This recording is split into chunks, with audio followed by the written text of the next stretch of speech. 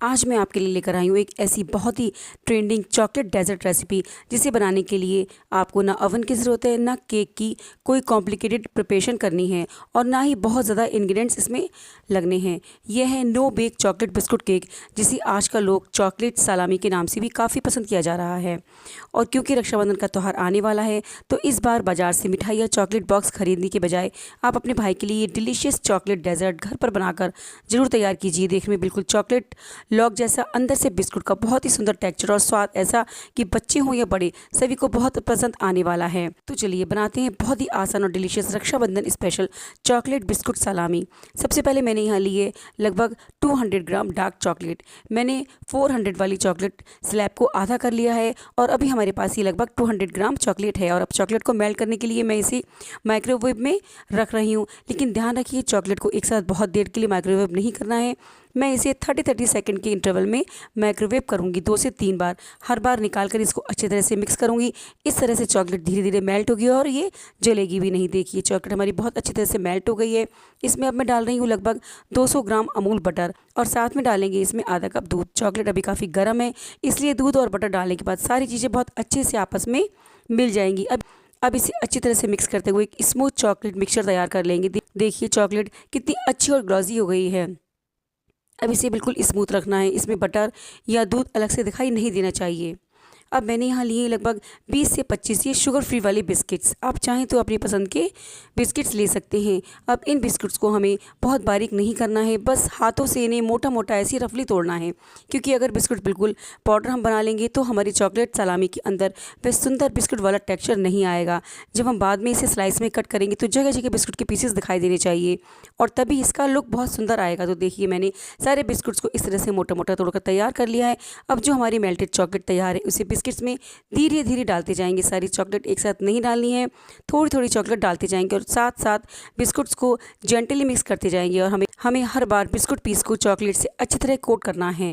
ध्यान रखिए बिस्कुट्स को बहुत ज़्यादा दबाकर मैश नहीं करना है, बस हल्के हाथ से मिक्स करना है ताकि बिस्कुट के पीसेस अपनी शेप में बने रहें। देखिए हमारे सारे बिस्किट्स बहुत अच्छी तरह से चॉकलेट से कोट हो गए हैं। अब इसे रोल का शेप देने की बारी है। इसके लिए मैंने यह बटर पेपर लिया है। अब सारा चॉकलेट बिस्किट मिक्सचर इसी बटर पेपर पर हम डाल देंगे और स्पैचुला की मदद से इसे थोड़ा लंबाई में फैलाते जाएंगे। अब इसे धीरे धीरे गोल शेप देते हुए एक रोल बना लेंगे।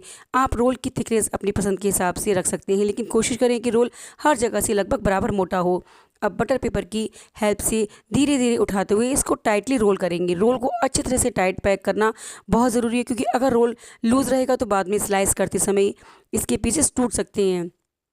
देखिए हमारा चॉकलेट बिस्किट रोल बिल्कुल अच्छी तरह से तैयार हो गया। अब इसे बटर पेपर में अच्छी तरह से रैप करके फ्रिज या फ्रीज़र में सेट होने के लिए रख देंगे। मैं इसे फ्रीज़र में लगभग 1 घंटे के लिए रख रही हूँ। अगर आप फ्रिज में रखेंगे तो ये लगभग 2 घंटे या ज़रूरत के हिसाब से थोड़ा ज़्यादा समय भी दे सकते हैं। दोस्तों लगभग 1 घंटे के बाद मैंने इसे फ्रीज़र से निकाल लिया है। आप देख सकते हैं कि हमारा रोल बिल्कुल अच्छे तरह से टाइट और फर्म हो गया है। अब इसे बहुत केयरफुली बटर पेपर से निकालेंगे। ये अच्छी तरह से सेट हो चुका है, इसलिए इसे आसानी से बटर पेपर से निकाला जा सकता है। अब मैंने इसे एक वायर रैक के ऊपर रखा है और अब मैं इसके ऊपर मेल्टेड मिल्क चॉकलेट की बहुत पतली लेयर डाल रही हूँ। आप चाहें तो इसे सिर्फ ऊपर से चॉकलेट कोट कर सकते हैं, लेकिन मैं इसके चारों तरफ से चॉकलेट से इसको कवर कर रही हूँ, क्योंकि बच्चों के लिए तो इससे भी ज़्यादा चॉकलेटी और अट्रैक्टिव बनाना है। और धीरे धीरे मेल्टेड चॉकलेट को पूरे रोल के ऊपर हम फैलाते जाएंगे ऊपर की तरफ से। अब इसे लगभग 5 मिनट के लिए फ्रिज में रख देंगे ताकि ऊपर की चॉकलेट थोड़ी सी सेट हो जाए। 5 मिनट बाद इसे बाहर निकाल कर पलटेंगे और दूसरी तरफ से भी इसी तरह से मेल्टेड चॉकलेट डाल देंगे। आप चाहें तो केवल एक तरफ से भी चॉकलेट डालकर भी तैयार कर सकते हैं, लेकिन अगर आप इसे गिफ्ट करने के लिए बना रहे हैं तो चारों तरफ से चॉकलेट कोटिंग देने से इसका लुक बहुत ब्यूटीफुल आता है। और अगर आप चाहें तो डार्क चॉकलेट और मिल्क चॉकलेट दोनों का ही इस्तेमाल कर सकते हैं। इससे चॉकलेट सलामी का लुक 2 टोन और भी ज़्यादा सुंदर दिखाई देगा।